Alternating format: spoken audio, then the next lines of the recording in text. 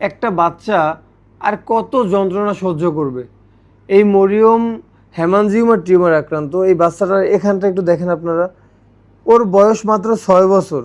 এই বাচ্চাটার গলায় এত বড় একটা টিউমার নিয়ে, এই যে ওর জিহ্বাটার মধ্যে দেখেন মামা, জিহ্বাটা একটু দেখা মামা, এই জিহ্বাটার মধ্যে ওর হেমানজিওমার টিউমার, এটাকে রক্তনালীর টিউমার বলে।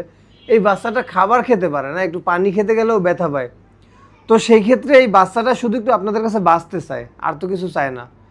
একটা মানুষ যদি বাঁচতে চায় আপনাকে, আমরা তো কতজনে কত টাকা কতভাবে খরচ করি ভাই। আমরা একটা চা খেতে গেলেও আজকালকার দিনে 10 টাকার কম একটা চা হয় না। তো সেই ক্ষেত্রে আমরা একটা চা যদি কম খেয়ে এই বাচ্চাটাকে বাঁচাতে পারি, আপনি তো মানে আপনাকে নিজেকে নিয়ে আপনার নিজের প্রাউড ফিল হওয়া দরকার যে আমি একটা বাচ্চার জীবন বাঁচাইতে একটু অংশীদার হইতে পারছি। আসলে আর কত কিভাবে কথা বলবো আমি জানি না। আর আমার কথায়, আমি একটা ছোট মানুষ, আমার কথায় যে ভুল ত্রুটি হয় না তাও না, কিন্তু অনেকভাবেই কথা বলে আপনাদের কাছে ভিডিও তৈরি করছি। আর আপনারা এই ভিডিও দেখে এখানে 10 লক্ষ টাকা সাহায্য পাঠাইছেন। মানে আমি বলবো, মানে আমার কথায় ভুল ত্রুটি হইতেই পারে, কিন্তু আপনি আমার দিকে না তাকিয়ে এই মরিয়মের দিকে তাকিয়ে আপনি 5টা টাকা হইলেও এই বাচ্চাটাকে একটু সাহায্য পাঠান, এই বাচ্চাটাকে একটু বাঁচতে সাহায্য করেন। মামা একটু একটু উঠে উঠে বসো মামা। তুমি তোমার ওই যে মোবাইল নাম্বারটা, যে নাম্বারে বিকাশ অ্যাকাউন্ট আছে ওই নাম্বারটা একটু বলে দাও। বিকাশ বাচ্চার নাম্বার 01830555969। নাম্বার বিকাশ নগদ টোকের বিকাশ আছে, ব্যাংক অ্যাকাউন্ট আছে। তোতা পাখির মতো কথা বলে।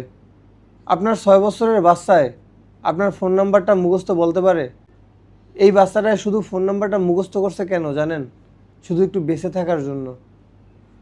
ও বেঁচে থাকার জন্য ওর বিকাশ নাম্বারটা আপনাদেরকে বলবে, এই জন্য এই বাচ্চাটা ফোন নাম্বারটা মুখস্থ করছে। এইটা দেখেও যদি আপনার মায়া না হয়, মানে আপনি ওর একটু বাঁচান।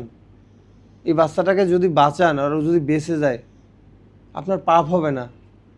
আপনার সামর্থ্য অনুযায়ী আপনি যদি 5 টাকা পারেন, আপনি যদি 1 টাকা পারেন, বিকাশে 1 টাকাও সাহায্য করা যায়। অনেক ব্যক্তি কিন্তু ওর নাম্বারে 1 টাকাও সাহায্য পাঠাইছে। আমি তাদের দানকে ছোট করে দেখতেছি না। আজকে তারা যদি 1 টাকা না পাঠাইতো, এইখানে যে 10 লাখ টাকা, এই 10 লাখ টাকা পূর্ণ হইতো না। ওই 1 টাকার জন্যই 10 লাখ টাকা পূর্ণ হয়েছে। আপনি আপনার দান যেটা সামর্থ্য অনুযায়ী আপনি পাঠাবেন, আপনার মনের অবস্থানটা তো সৃষ্টিকর্তা দেখতেছেন। আপনি যদি 1 টাকা পাঠান, ওই 1 টাকাও আল্লাহর দরবার কবুল হয়ে যাইতে পারে। তো আমি বলবো, মানে আপনি কি পাঠাইছেন কি না পাঠাইছেন সেটা জানি না, আপনার সামর্থ্য অনুযায়ী আপনি যতটুকু পারেন এই বাচ্চাটাকে আপনি একটু বাঁচান। আমি এতটুকুই রিকোয়েস্ট করব, আপনি এই বাচ্চাটাকে শুধু একটু বাঁচান। কারণ এই বাচ্চাটা শুধু একটু বাঁচতে চায়, আর তো কিছু চায় না আপনার কাছে। আপনি এই বাচ্চাটা খাবার খেতে পারে না। আপনার 6 বছরের একটা বাচ্চা যদি খাবার না খেতে পারে, তার গলায় যদি এত বড় একটা টিউমার থাকে, আপনি কি করবেন? আপনার করণীয়, আপনি এই বাচ্চাটাকে আপনার বাচ্চা মনে করেন, এই বাচ্চাটাকে আপনি আপনার বোনের বাচ্চা মনে করেন। আপনি তখন কি করবেন? আপনার করণীয় কি আছে? আর ওর কুল কিনারা না পেয়েই আপনাদের দ্বারস্থ হয়েছে, আপনি ওকে ফিরিয়ে দিয়েন না, ওর চিকিৎসাটা মাঝপথে থামিয়ে দিয়েন না।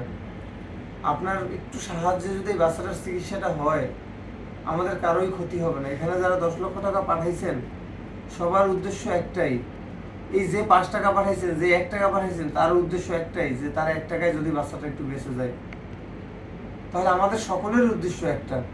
আপনি প্লিজ ওর ভিডিওটা একটু মানুষের মধ্যে ছড়িয়ে দিন, মানুষের কাছে একটু শেয়ার করে দিন, যাতে সবার কাছে ভিডিওটা পৌঁছায় এবং ওর জন্য মানুষ সাহায্য করতে এগিয়ে আসে। ওর চিকিৎসার পরটাকে আপনি একটু সহজ করে দিন।